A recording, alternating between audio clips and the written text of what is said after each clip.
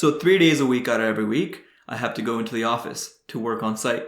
And I'm located in Brampton and my office is located in Mississauga. So this means that in the morning I take Highway 410 in the southbound direction, and in the evening I take the same highway backwards in the northbound direction. So in the morning it's not so bad because I wake up pretty early and I go to the office pretty early, so I miss a lot of the traffic. But on the way back, it's another story. In the morning, it's something like a 20 to 25 minute commute, and in the evening, it could be anywhere between like 40 minutes to an hour. So this is like a big source of frustration for me and what I imagine is 1,000 other drivers also along with me on the road. I don't say this lightly, but I believe this highway reduces my quality of life more than any other piece of infrastructure in this province. So I usually leave work around 4 to 4:30 and I take Highway 403 up until it joins the 410, and then I take the 410 northbounds. So if the commute was anything like the morning, this would be 20 to 25 minutes. But as soon as you hit Highway 410, the story changes.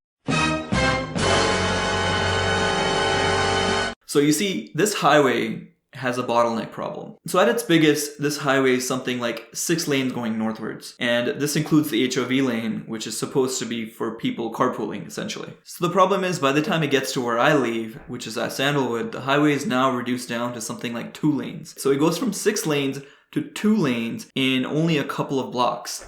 And that's the real crux of the problem. So when this highway was built, presumably there was some sort of study done to determine how many people would be taking the highway at certain locations. But ever since this highway was built, there's been a huge northwards expansion of the urban sprawl in Brampton. I want to explain this bottleneck that I just mentioned with Highway 410 by going back in time and looking at a time lapse that I got from Google Earth. This time lapse is from 1984 to 2022, and it shows the development of the suburban neighborhoods in Brampton. So you can see the slow northward expansion of Brampton during that time, and the highway getting built around 2005, and then the development continues and continues and continues, even spreading all the way to up in Caledon. You can see in 2022, there's so much more development in the area surrounding the highway. And all these people are working in the GTA area. A lot of jobs are actually in Toronto and Mississauga. So everyone here is kind of funneling into this highway so they can travel southwards to their work every single day. And the 2 lanes that are currently existing in this area really can't handle all that capacity. And this is causing some issues. To make things even worse, as I said, this reduction in lanes occurs over a really small distance. So this causes a jumble of confusion where drivers are trying to leave the lanes that are closing to get into the other 2 lanes. Meanwhile, the people that are in those 2 lanes are not letting those drivers come in. So the merge that should happen seamlessly doesn't actually happen. This causes backup after backup. Now you might say, Harsirath, there's an HOV lane. Why don't you just take that? Get an HOV pass. Or carpool. And I say, great point, stranger. It's because, number 1, the HOV lane is just as backed up as every other lane. Number 2, no one really follows the rules of the HOV lane here. People are merging in and out of double lanes. People are single drivers going into a lane that's meant for carpoolers.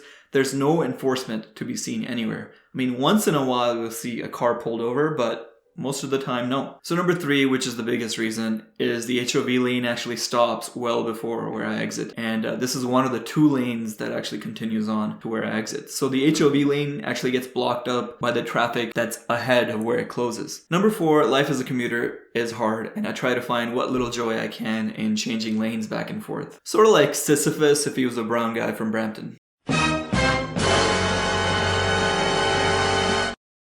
So I'm an engineer who works a lot on public transit, GO stations, train stations, etc. I would love to not have to take a car and just take a train or bus to work. I'm going to show you a screenshot right now of what Google Maps looks like in the morning if I wanted to take purely public transit from my house to my office. As you can see with the given state of transit in my area, this is simply not realistic. It takes about 1 hour and 45 minutes for the shortest way to my office taking transit. Not to mention it's taking 4 different bus routes. Now people in Ontario might have heard that there's a new highway coming, Highway 413, and that it's going to solve all our traffic problems. So my answer to that is probably not. Probably it will divert some traffic away from Highway 410, 403, 401 in the next 10 years when it gets built. However, as anyone who's familiar with the concept of induced demand will tell you that this is going to be a temporary solution. Eventually, things will just get back to where they were. So the real solution to this problem is not just adding more lanes, even though that might temporarily fix the problem. It's to create a robust, expansive transit system that people actually want to take. See, people are not going to take transit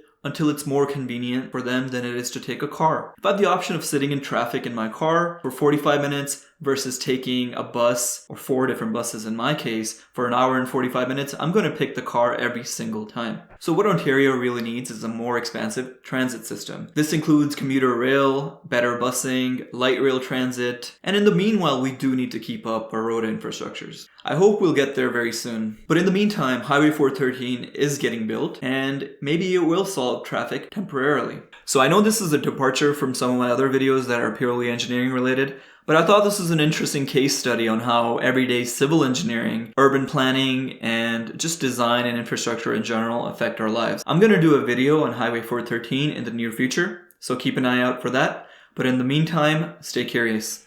Thanks.